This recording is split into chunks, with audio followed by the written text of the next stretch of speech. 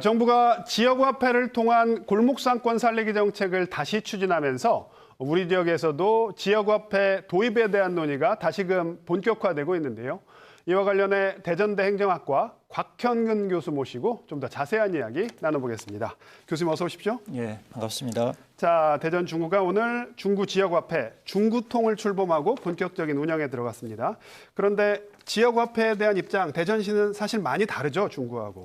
자, 이렇게 우선 의견이 엇갈리는 이유 뭐라고 생각하고 계십니까? 예, 일단은 지역화폐 정책을 바라보는 시각이 다른 것 같습니다. 네. 그 지역화폐라고 하는 것은 일정한 지역 안에서 통용되는 화폐를 지방정부가 발행해서 네. 그 자본이 지역 안에서 선순환하도록 유도해서 결과적으로 그렇죠. 지역의 경제를 활성화하는 네. 이런 정책 또는 제도를 말합니다. 네.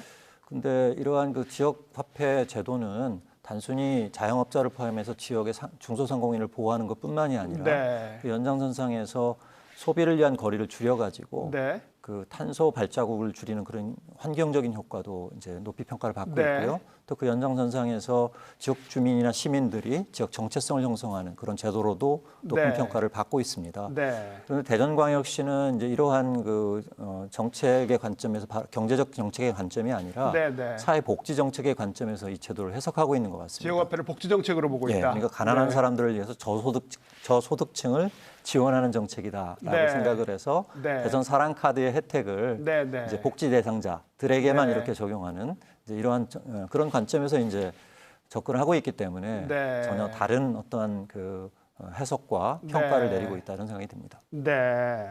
그렇다면 저희가 그 부분도 좀 짚어봐야 될 것 같은데 과거 대전에 있던 지역화폐가 여러 종류가 있었습니다. 뭐 온통대전 그리고 이장우 시장이 출범한 이후에 뭐 대전 사랑카드도 있었고 그리고 뭐 대덕에서는 대덕 1호음도 있었죠. 자, 그렇다면 그 당시 지역화폐가 대전 지역 경제에 얼마나 이득이 됐다고 교수님 보시는 겁니까? 뭐 단적으로 이야기하자면요. 네. 그 2021년도 6월에 대전 시민 전체를 대상으로 해서 1,000여 명의 이제 그 표본을 대상으로 해서 네. 설문조사를 했습니다. 네. 그래서 민선 7기 3년 동안 가장 훌륭한 정책이 무엇냐 이렇게 네. 물어봤었을 때 온통 대전이 1등을 차지했었습니다. 네. 네. 또 그 연장선상에서 이제 뭐 여러 가지 경제적 효과를 분석한 그러한 그 학술 논문들이 나와 있는데요. 네. 온통 대전의 경우 그 소비 진작 효과가 거의 30%에 가깝게 네. 나타났다. 또 그 연장선상에서 바로 그 대형마트에서 그 상품을 사지 않고 중소상공인에서 상품을 구매함으로 해서 네, 네, 매출 네. 효과가 이전된 것이 한 30%. 네. 또 그 연장선상에서 다른 지역에서 사지 않고 대전 지역에서 사는 그러한 그 매출 대전의 매출 증대 효과가 한 20% 정도 나온 걸로 네. 나오고 있고요. 한마디로 뭐 말씀을 드리자면은 그 뭐 가장 피부에 와닿는 정책으로서 이렇게 자리를 잡았었는데 네. 이런 정책에 대한 객관적인 평가 없이 대전 사랑 카드로 또 어떤 복지 정책의 성격으로 이 제도를 변환시킨 것은 네. 다분히 그 정치 진영의 논리가 반영이 됐다 저는 그렇게 생각을 합니다. 사실 보수 진영에서 지역화폐를 바라볼 때는 포퓰리즘이다. 그리고 이장우 시장도 얘기했지만 소위 뭐 있는 사람들한테 이렇게 보편적 혜택 주는 거 직무유기 아니냐 이렇게까지 얘기를 했는데 그거와는 별개로 지역화폐가 경제 정책으로서 효과가 분명히 입증이 됐다. 그렇죠. 비단 우리 대전뿐만이 아니고요. 네. 경기도 같은 경우에도 이제 조사를 해봤는데 네. 예를 들면 매출 소위 말하는 지역화폐가 이제 100만 원 정도 네. 결제가 되는 경우에 이 중소상공인의 매출 효과가 145만 원 정도 이렇게 네. 늘어나는 효과를 확인을 했고요. 네.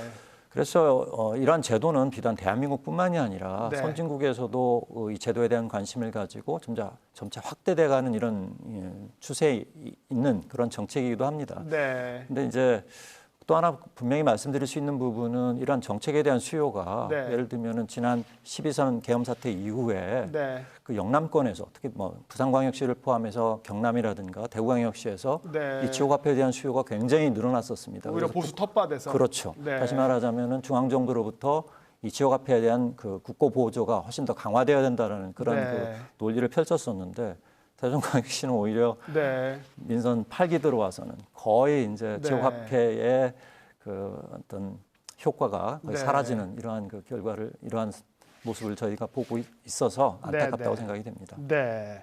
자, 오늘 출범한 중구통에 대해서도 좀 여쭤볼게요. 중구통, 모바일 전용이라고 하죠. 이렇게 발행되는 지역화폐인데, 자, 기존의 환급 혜택에 순환형 인센티브 제도가 추가로 도입됐다. 이건 어떤 내용입니까? 예, 우리가 이제 지역화폐는 다양하게 정책 목표를 위해서 이제 활용될 수 있는 그런 측면이 있는데 그 중에 한 가지가 이제 바로 지역의 이 가맹점들 있지 않습니까? 네. 가맹점들이 일단은 시민들이 이제 중구통을 사용하게 되면 매출이 이루어지게 되면 그 이제 현금으로 환급을 받아야 되잖아요. 네, 그래서 네. 그 환급을 가지고 다른 물건을 산다든가 뭐 이래야 되는데 네, 네. 적어도 100만 원 한도 내에서 네, 네. 이 가맹점들이 서로 거래를 할 수 있도록 해줌으로 해서 아까도 제가 처음에 말씀을 드렸듯이 자본이 선순환 구조를 가져오도록 이렇게 해주는 거죠. 그래서 네. 쉽게 예를 들면은 이제 소비가 또는 그 소비 진작이 이루어지도록 네, 이렇게 네. 유도를 함으로 해서 네. 지역 경제를 활성화하는 데 크게 기여한다. 뭐 더 나아가서는 외국의 경우는 뭐 지방세를 이런 네. 지역화폐로 내도록 해가지고 네, 뭐 세금까지. 예, 세금까지도 네. 이렇게 하는 경우도 있고요. 네. 다양한 정책 목표를